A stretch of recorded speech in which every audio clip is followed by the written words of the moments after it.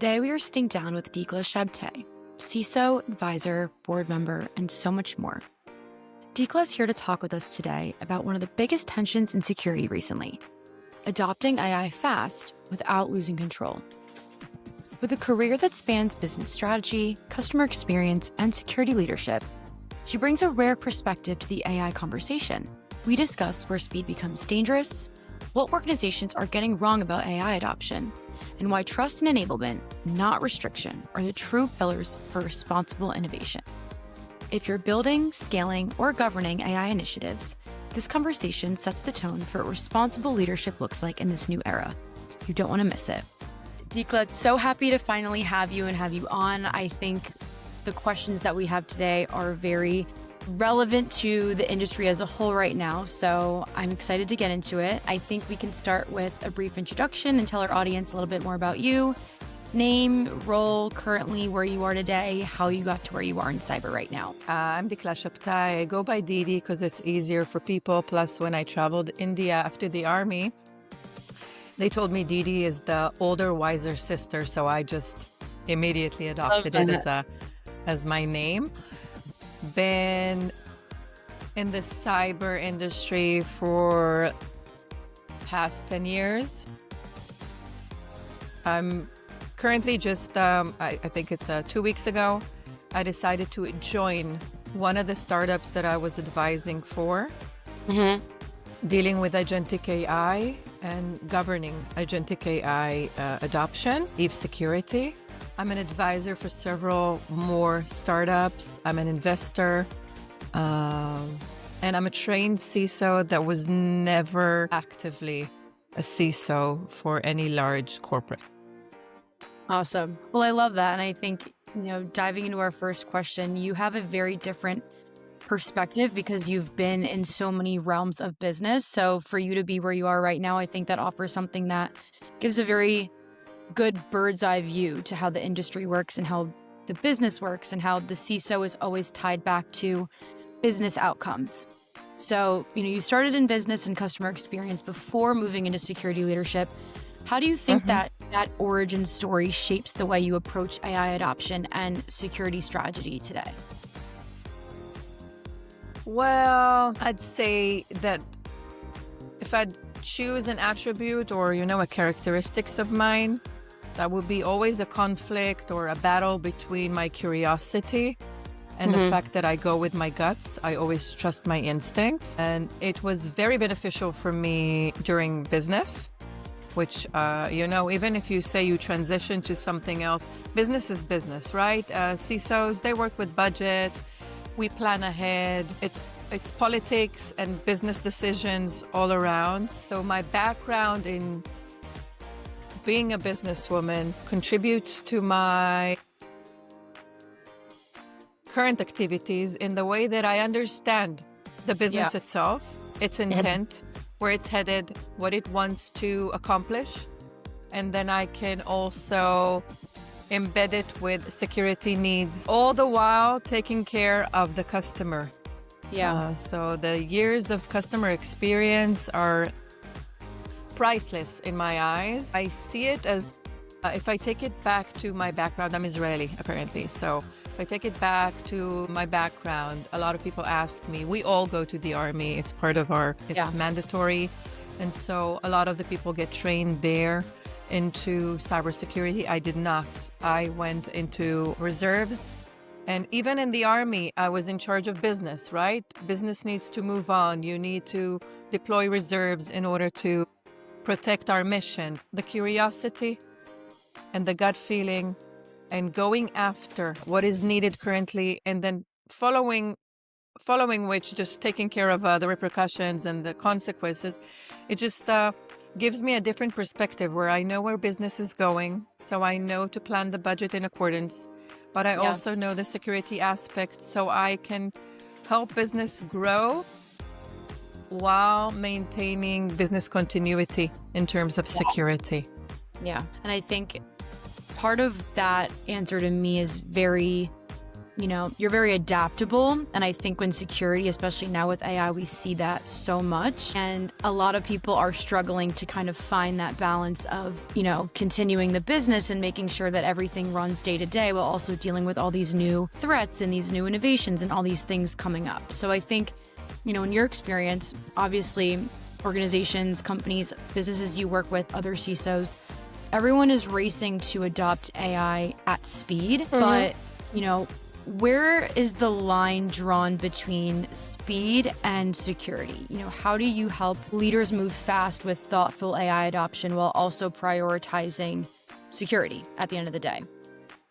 So basically, business always constantly aspires to progress, right? What we see is every corporate wants to lead, to be the leader, to innovate, to explore, to move faster. With AI, you can do it, like you said, on speeds, right? The progression. When it comes to AI, it's also either you adapt fast and reap the benefits, or you become obsolete, and nobody wants that. And that's where the importance of cybersecurity comes in, because with enablement of secure and governed, the world now, 2 years ago, the buzzword was AI. It's already obsolete, right? Now the word is enablement and innovation, because with AI tools and with AI implementation, you can let business explode, right? R&D, product, they can run, they can innovate. There are a lot of companies that just give them like a new lab. Go explore, develop some AI tools that will give us the lead, that will let us have the benefits of what AI is promising. So with enablement and secure and governed enablement, people are smart, they're resilient, they want to move fast, they want to grow. Some are even scared that movement will leave them behind. So they learn the new tools and they become the superhumans that they can be by utilizing AI to their benefits. And you can't just stop them, That's where security comes in. So back in the days, or, take it 5 years, or even in some companies, it still exists that you just block, you don't allow. And when we have these conversations with a lot of the security leaders or, heads of IT, heads of compliance, and they say, yeah, I just block it. If you're blocking it, you are endangering your business continuity. You're endangering your own role and position, right? Your own authority. And you're creating a larger gap between security and business, because it doesn't make sense, blocking people. People are smart. They want to innovate. Find another way, They are like in a frenzy. So, a lot of positions have been eliminated because we can enable in a lot of the fields. When it's repetitive, when it's responsive, we can just deploy agents, and it's not for us to cut flesh. It's not that. It's just taking care of all these mundane, routine actions. Right? Yes. Plus, it does not really let the person shine, right? Human capability is by innovating, by thoughts, by philosophizing, by thinking ahead, by experimenting, exploring. So what you're basically doing is you're bringing it back, bringing the human factors and letting them shine and just providing them with better tools. It's just like the transition to the age of industrial revolution. So we're seeing something very similar. It's where the people that go with the flow, but also regain their sense of curiosity and feel the empowerment and just utilize these tools. The same way goes with security, right? We have all these routine analytics that we used to do. If you're sitting in a SOC, if you're doing red teaming exercises, we can automate these to the fullest, but we'll always need that human factor in the loop, making sure, because there's no one sense of truth, right? There's not one single point of truth. We need to always be in the know, check.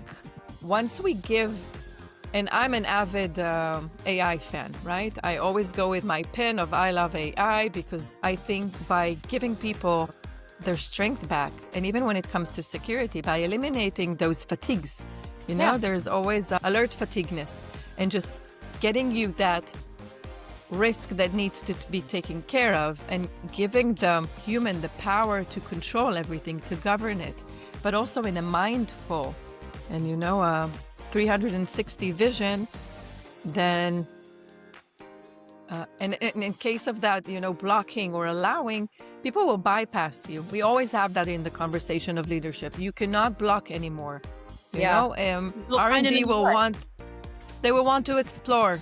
And in some of the cases, if you're blocking some of these tools, they'll go to their computers back home because they want to excel at what they're doing. People are scared of losing their position.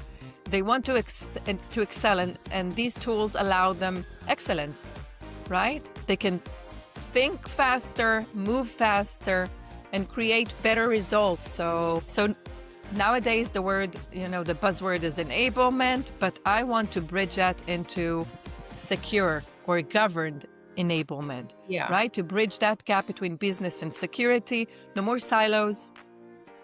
No more. It's not the age anymore. AI tools, they take you from one point, from the far left to the far right. No more silos. No more security versus IT. It should be all in one. Yes. And when we're talking about the ability to how I can advise companies, to go about it, I'd say bridge that gap. Go back to the drawing board. Go back to strategizing. Look at your specific company. I hear I go to a lot of panels, and there are CEOs and CTOs, and they say, give me AI, build me more AI. If you do not understand your business model and you do not have a plan or a strategy, where are you headed? Where do you want to see your business 5 years from now, 10 years from now? What would you like those, your R&D or product people to innovate? What would you like them to explore? Where would you like them to, bring their intellect to? And then once you have a plan and you bring all leadership together from both product, business, security, and you say, this is where we're headed. Now you're the leader of security. Tell us how. Find us the tools. Let us know what you need in order for this to be available for us. In order for us to be able to progress, to innovate, to move forward, to be the best company in the field, while we're also governing it, securing it, taking care of compliance. Mm-hmm. Yeah, and I think to your point, there is a lot of chatter now where security leaders, but also just companies as a whole, they're rushing to innovate. They want to incorporate AI, but they don't actually know the outcomes that they're trying to achieve in doing so.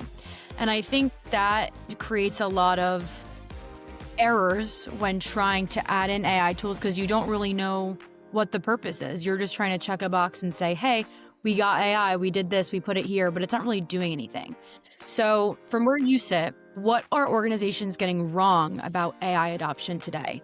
And what conversations should we be having about it that we're not? So coming back to this, it's all aligned. It's all the same conversation in my eyes. If you're a hospital specializing in children care, right, in child care, you need to know your business, right? It all starts with understanding your business, what you're aiming to make easier with AI, what will be better client-facing, what would be better team-wise, if you're looking at the nurses, what will give them a better perspective or vision or decision-making capabilities, what will take all these mundane routine actions and actually let them be with the patient, right? If we're talking also about physicians, for them not to be typing when they're evaluating, meeting a person. The person is sharing their concerns. So what can be automated? And also, and by that, improve service, improve results, and then result in better ARR for the business. Business will always care for the bottom line. Yeah. And then, so these are the tools that you'll implement or you will build yourself. It's all about also data protection. What are we concerned about? All compliance needs and all security. We care for the data. We hold a lot of data, most companies. And it also comes when you're assessing a new vendor you're interacting with. So, or when you're making deals, when I used to work with companies that automated security questionnaires, because those are very mundane, but also you hold this information in files, and sometimes the data is not really protected. when you're doing it in an automated way, but also providing better results that are based on your policies, that are based on your business. So basically, organizations should strategize, tailor-made plans. It's not, one-stop or one size fits all. Based on your industry, based on the size of your company, based on your targeted audiences, your clients, based on that strategy or plan of where you see yourself in 5 years, in 10 years, then figure out what could be automated, what you can build yourself. In some of the cases, you'd want to build those tools for your own environment. That way you can govern them. But in some of the cases, you should be familiar with tools that are already in place that you can use, but also be mindful as to the data being shared or the risks that comes with that. Get a better understanding of your risk appetite, right, in your organization, and what tools you want to create for better innovation or for exploration. And then the cost. Business, I've been to so many conversations where business owners don't really realize it's not just the cost of building your own AI or your own agents. It's not just the cost of purchasing a SaaS product, an existing one. There's a cost to using AI, right? The tokens that are being used, the volume of each correspondence. It could measure into millions of dollars depending on the organization and the amount of transactions that you're trying to. So there are so many. That is why I always say bridge. Get rid of the silos, get your leadership together, strategize, create a plan, make sure that it will never be 100%, and there'll always be friction between some of the teams. But friction always makes movement. Without friction, you cannot move and progress. And it's also good for people. It's like that brain war of brings you more ideas and makes you innovate and curious and expand from what you already know that you know. But bridge between the teams, between the tools. That is what I see. I mean, I've been to so many panels when they're saying a panel 2 weeks ago at Rice University where they brought leadership of business. And the mission was business and AI, adoption of AI in business. And in none of the panels, they invited a security leadership. And I enjoyed the panels very much. The conversations were alluring and interesting, but it felt unwhole. How can you have a conversation of business moving forward at the age of AI and not include a security leader? To give their... So I think that's something where there's so much industry chatter. I mean, even in the last 3 weeks with Claude and Anthropic's innovations and all these things where people are worried, and actual security leaders in the field on the grounds every day are not worried that AI will take over security because it just simply is impossible. But a lot of people are talking about how with new innovations and new AI models dropping, cybersecurity products or upgrades or features, that cybersecurity companies are going to be obsolete due to AI advancements, which I think is incorrect. But I'm wondering, from your perspective, what do you think that AI fundamentally changes about cyber, whether that's, incident response or automating mundane tasks or processes that CISOs are having? And on the flip side of that, what are the parts about cyber that remain timeless, that won't change, even though AI is gearing up? So I'd begin by agreeing with your statement that security will never be obsolete. Coming from the country that I come from, right? We come from a zero trust basic approach to everything, right? And so it will never be obsolete. We always check, we will always be alert, we will always have a human in the loop to oversee and cross-check. Otherwise, we're doomed. So even in security, AI enablement or AI adoption, again, it comes valuable just like in any other business or any other aspect of the business by automating mundane and routine actions that cause fatigue.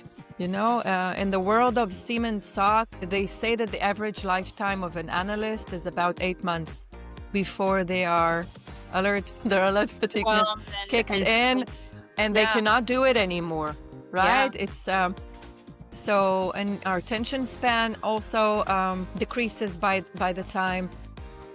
I've just heard a panelist that was leader in Microsoft, and she mentioned that she wakes up in the morning with Copilot deciding for her what to do, what emails to read, what's the priorities. And everyone was applauding, and I found it very controversial for me. Yes, it's nice. It's a nice to have. You can automate some aspects of your routine, and you can take a lot of benefits from the automations.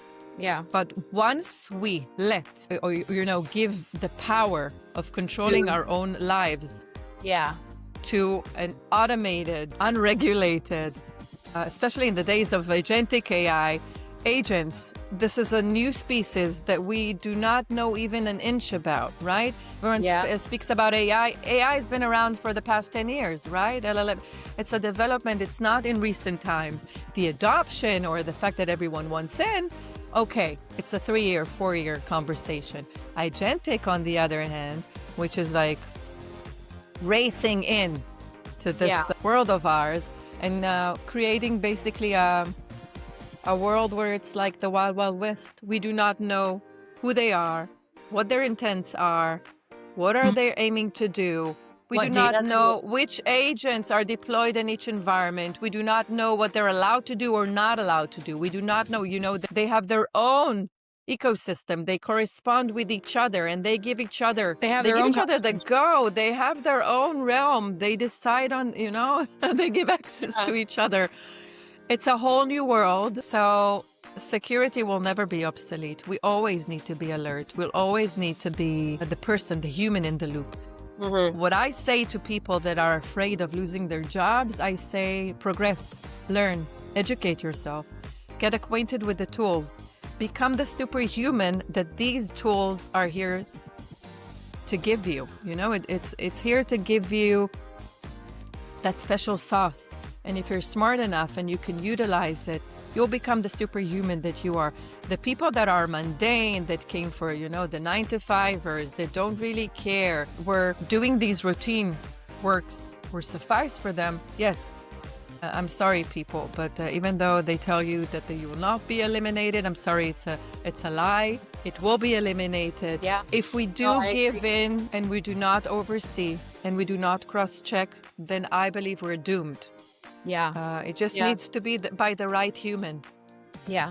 I think what you said about agentic AI and even these models like Copilot or Gemini or new tools are coming out every single day. Some of the concerns that I have and Do Control has, or even other companies, other people I talk to, is that they are so new. These are agents that are effectively their identities, their people, technically. They can act autonomously, make decisions, initiate actions, access files, view data, share data, download things. They have as much power as the humans at these companies, and yet they are not treated with as much rigor or as much oversight and governance as the humans. People know how to secure identities, people know how to monitor insider risk, and yet these agentic AI systems and tools and these agents are quite literally the same exact thing, and the industry doesn't treat it as such yet. So I think my question for you is, how are you thinking about securing agentic AI? Is it still, the same as identities, but just a new realm? Is it harder, easier? How can we innovate and secure these agents while still letting people experiment and use them in a safe way? So this is a huge question, because agents, they just introduced a new layer of risk to everything. So if we already know that the main risk in terms of security is humans, right? The human factor always messes up. When you do a red team or, when you try to hack into something, you will always try the basics. which would be the human factor. You know, whether information is encrypted. 95% of incidents are due to some sort of human error, whether it's incident response, or it's insider risk, they're sharing something, exfiltrating something, and that's the fear. So the human factor, we did not really take care of until, and it will maintain our biggest force, but are also our biggest weakness. Same thing goes to agents. What people do not realize is these are another layer of risk. Yeah. And in this case, you cannot blame an agent. You can take care of that employee or the human factor in your company. That there are measures and means. When it comes to agents, it's the company's problem. So if there's a breach, if there's data leakage, if there are HIPAA violation, whatever policy violation that an agent does, it's the entire company that's responsible for that. Plus, it's a being that we do not know much about, right? We're still exploring, still trying to get a better understanding. And that is why, after advising several startups that are dealing with the agentic AI risk, I've recently decided to join Eve, which are basically an agentic AI governance tool that not only scan your environment. We see a lot of CISOs or security leaders, and we come into the conversation and we say, okay, how are you dealing with your agents, or what's going on in your agentic AI activity in your company? And a lot of them are not even aware that there are agents actively already in their environment. Okay, so and some of them say, we're not dealing with agentic AI. And then we go over the systems. Are your product using Cursor? We go over the systems, even in Salesforce, whatever, even in, in business. Sales, your sales teams, they're using some kind of agent, whether you built it yourself or they're using one of the systems that already have an agentic AI within them, and you're not even aware. So the first stage we go to is scanning, right? Like in every baseline assessment you provide for a company, and we go over the environment and we discover all these agents, and then we divided them into agents that you knew that are active in your environments, agents that you've never known. The agents that are not even supposed to be there, and they are active. They are currently learning about your business, learning and training on your data. And some of them may be even taking action. So we take care of all that, and we see the risks that we found in the agentic activity. But even in the agents that that are deployed in your environment, what are they allowed to do? Which systems are they working with? Right? Is it an agent collaborating with your Jira, with your GitHub? What are they allowed to do? What policies did you apply upon their activity? And then following that, getting to understand the risk the agents currently have on your company, on your environment, and then taking action as to enforcing specific policies that are also policies that are general. HIPAA for protection of data if you're in the healthcare, or anything that is related to fintech. And then there are also specific policies for your own activities, right? It's not just the do or don't, allow or deny. We're not in that world anymore. We're in the world of enablement. But if you're enabling, but also enforcing the right policies, and Eve also has a secret sauce, a patent in the solution, which I'm not about to discuss here, but it also provides an additional layer. And I'd say no matter how many layers and no matter how much visibility you have into your agents, controlling them is very similar to trying to control the humans in your company, right? Awareness training, tabletop exercises, making sure that practice, because everyone and everything will be breached, will be, infected, injected, whatever the term you want to choose. It's being prepared. It brings us back to being prepared, being in the know, understanding what's going on in our environment, and then putting the right guardrails to in place. to enable in a secure manner. And then always during runtime, detecting, protecting, detect. I'd say Eve, if we want to use a very naive term, would say, or any other agentic AI security SaaS product. I think the main goal is to be the firewall, AI firewall. Yeah. But instead of just denying or accepting, opening it to a variety of possibilities that still protect your company, that still protect the business continuity.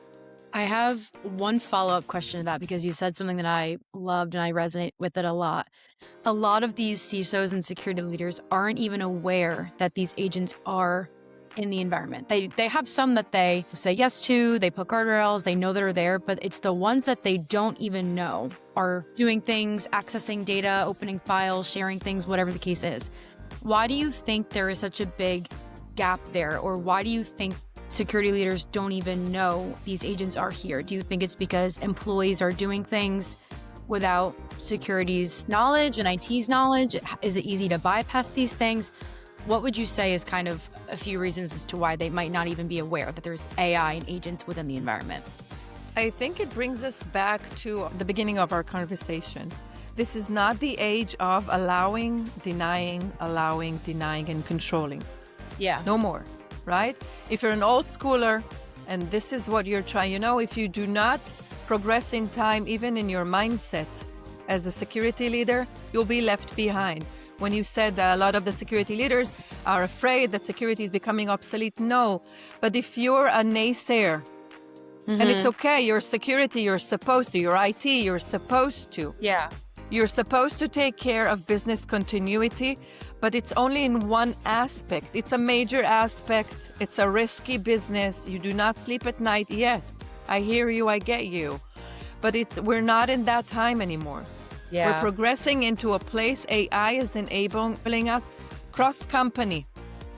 If you adopt it in the right manner, and you bridge and you break the silos and you bridge between the teams, and you come in with a statement and you say, I want to enable that.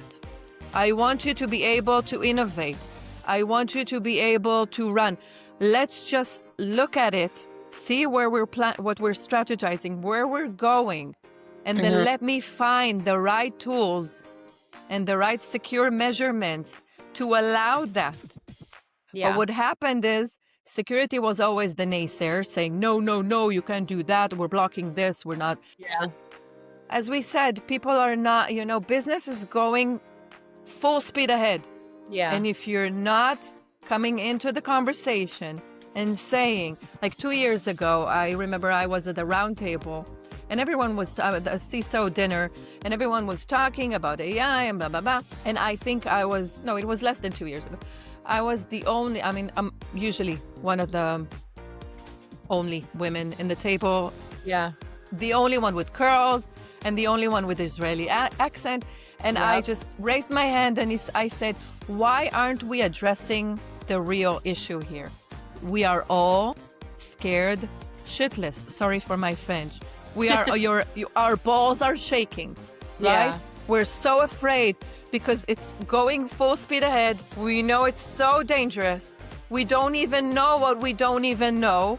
Yeah. We need to close that gap so rapidly, and we don't have the tools. So now we do have tools. Moving fast forward, even from a year ago, there are tools in places.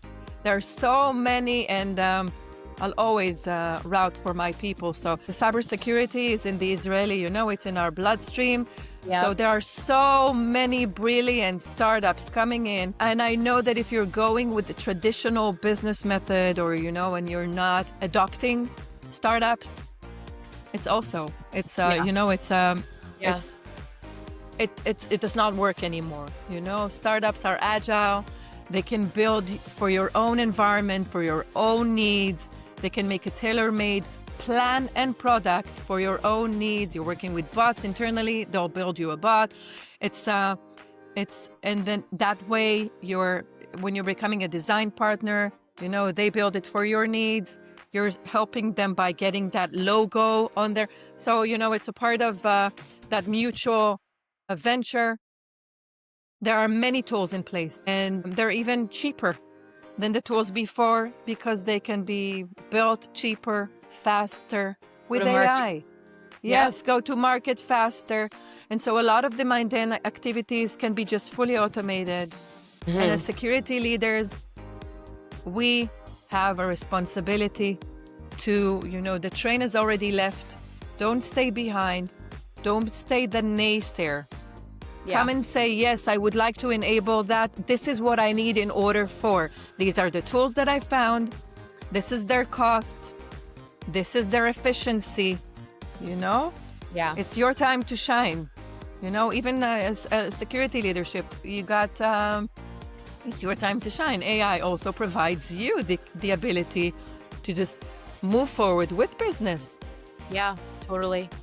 Well, I'm so glad that we covered all these topics because I'm super passionate about that as well, where I think you have to enforce it meaningfully in a way that makes sense for you, and you can't say no.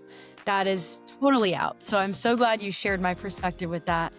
And just thank you so much for joining us, Didi. I feel like we had an amazing Thank you topic. for I can't having wait me. for our audience to see it.